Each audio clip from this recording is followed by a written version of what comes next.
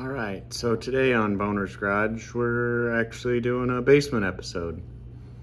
I've got a washing machine here that's a Samsung. Yes, one of those Samsungs. The one's known for, we'll just say, self-sabotaging.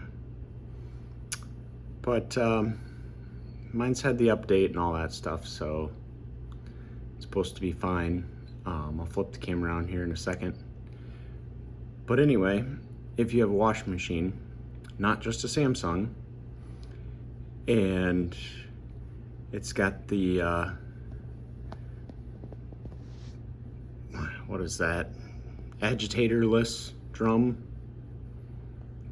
thing. So, here, I'll flip you around. So, if your bottom looks like that, doesn't have the big agitator that comes up here in the middle, then you should have, and I'll see if the camera will pick it up here, but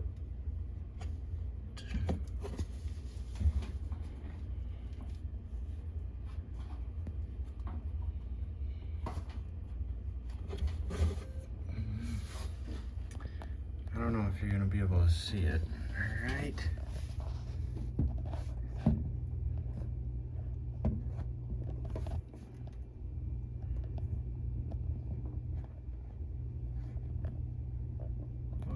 I guess you can probably just see the top of it. That little purplish thing, that's a suspension rod. And so if you open your washing machine lid, and you've got a huge gap right here, which would make it way easier to see that thing back there. And, you know, it sags down and doesn't seem to have much bounce to it. See, this one's pretty firm now because I've already fixed it. But there's 4 of those. And so there's one in that corner, one in that corner, and one in each of the front corners of the machine. I don't think these are showing up on the camera very well. But anyway. So yeah, there's one over here, one over here, one over here, and one over here underneath. And the easiest way to change them out is, first off, make sure you unplug your machine, and then tilt it back. Like, pull it out as far as you need to get clearance, and then tilt it back. If your hoses and stuff are still hooked up, use a block of wood like that. That's a piece of 4x4, and lay it kind of right here between the hoses and stuff, so that way they don't get, you know, these are just plastic fittings here, so that way you don't do that. And so regardless of what kind of washing machine you have, you're going to want to find right here your model number. See right there, model, cooperate camera, shadows. But there's your model, WA45H 7200 AWA2. And you take that number and you type it into Google and you tell them, I need suspension rods for this. All right, hold on here.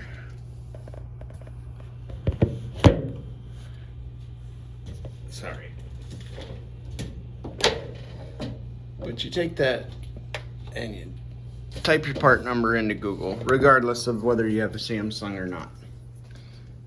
And you say, Google, I need suspension rods for that part number, model number, series number, whatever your manufacturer calls it. And that should give you the correct part number for the ones that you need. Here's the old ones I pulled out. They look like this. That end's the top. This spring end down here is the bottom. And that's it. When you've got this flipped back, you'll see those springs. You just want to push like your hand like this on the bottom of the spring and push, and then try and wiggle that rod out at the top. Once it comes out at the top, there's a little notch and you can pull them out. Now, if you lay it back like it is sitting, like this,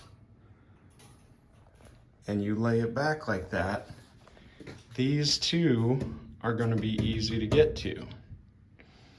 Then, once you're done, you can try and roll it on your side and see if you can get both of the back two. Put it on either side and see if you can get those back ones. If you can't, you'll have to do one side and then roll it to the other side and do that side. But once you're done, you should have a nice, firm, I'm really pushing here and I'm not getting much, you know. So, and that will happen. So usually what causes people to notice this on their washing machine is when you're running, on Samsungs anyway, it'll say UE, or uneven load, in this little window here. We'll power it up. See where it says 56 minutes left for my load of laundry? It'll say UE, and it'll be flashing, and a lot of times it gives an alarm. But what it is, you know, you got a blanket in here like this or something that's just soaked and it's too far to one side like that. And so when this thing spins around, it's going bang, bang, bang, bang, bang. And it sets off some of the sensors in the darn thing. And, you know, especially the Samsungs, because they had that recall on this and a couple other models. They don't want this thing shaking so hard that it knocks itself over and comes apart. So they made it so it gives you the unbalanced code, uneven load, whatever, and it beeps at you. Change those rods out. Now you should be able to run a load and it shouldn't give you no error messages. And that. Now, here's a pointer to use with caution. If you have a Samsung like this one, you can power it off. You can hold the spin and the soil level, 2 buttons. Oh, it's kind of hard to do one-handed here. There we go. There we go. There you go. This, I don't know what exactly it is, but this is some kind of maintenance mode.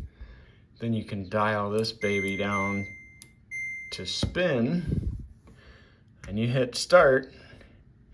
And if you've got an uneven load of wet clothes, mine aren't wet yet, so I'm not gonna show you.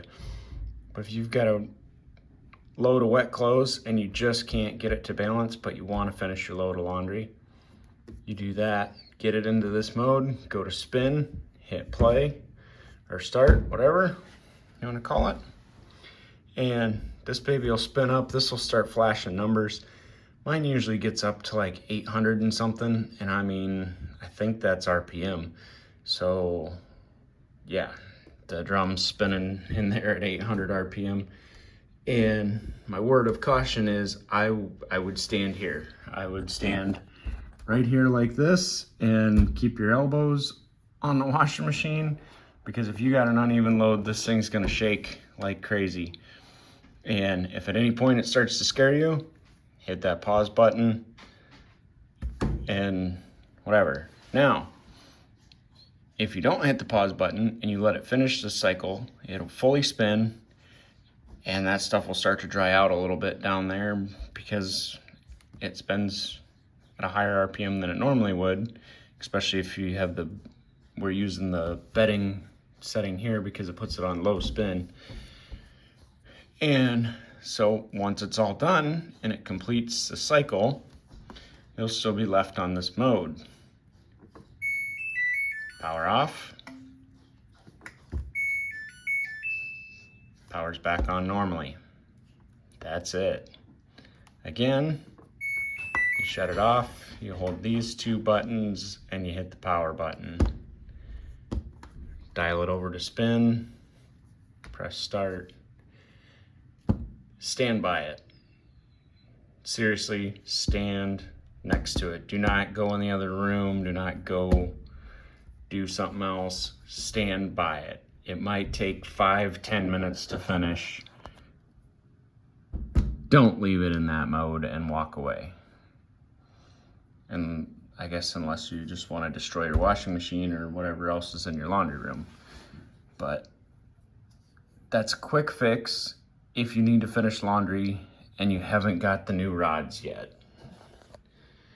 But the rods for this one were $30 on Amazon, all four are in, brand new. I'm gonna throw a load of laundry in it and everything should be good. I shouldn't have any more of the error messages up there, and that's that. So